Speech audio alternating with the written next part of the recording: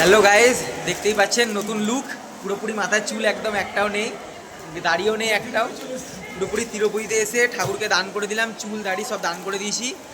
আর নতুন পোশাক দেখতেই পাচ্ছেন, ধুতি আর সাদা মাটা একটা সাদা জামা, এটা পরেই ঠাকুরকে ভক্তি করে দর্শন করব। আমাদের সঙ্গে আছে আমাদের হরে কৃষ্ণ প্রভু। বলো নমস্কার। নমস্কার, বলো কেমন লাগছে? আমরা বলো। এবারে যাবো দিব্য দর্শন করতে ভগবানকে। হ্যাঁ। আমাদের সাথে মোট 5 জন এসেছি তিরুপতিতে। হ্যাঁ। তোমরা এসো।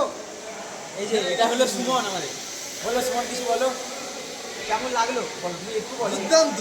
আসার পর থেকে কি কি নতুন নতুন কি কি দেখলে সেটা বলো। এখন বলতে বলার মতো কিছু নেই। 2400 সিঁড়ি ভেঙে আমরা এসেছি বহুত মেহনত করে। সত্যি যে আসবে দেখার মতো জায়গা।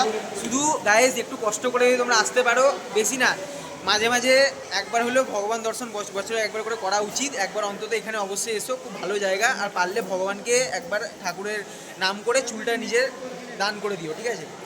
আর নতুন কথা বলতে গেলে আমাদের শক্তি, বলো কিছু নতুন এক্সপিরিয়েন্স কিছু বলো, তোমার কিছু বলার বক্তব্য। দেখছো তো লুকে কেমন লাগছে, একদম সুন্দর লাগছে আউটফিটে। আউটফিট ঠিক আছে গাইস। না না ভাই, তুমি বলো কিছু। আমার কিছু বলার নেই এখানে। আমার একটাই বলা, চলো সোজা ভগবানের কাছে দেখা চলো আমরা এবার ঠাকুরের দর্শনের জন্য বেরোই, অনেক দেরি হলো। পরবর্তী ভিডিওগুলো অবশ্যই পাবে তোমরা, মোটামুটি যা যা জানবো শেয়ার করতে থাকবো তোমাদের সাথে, ছোটোখাটো জিনিসগুলো। চলো বাই বাই গাইস, রাখলাম।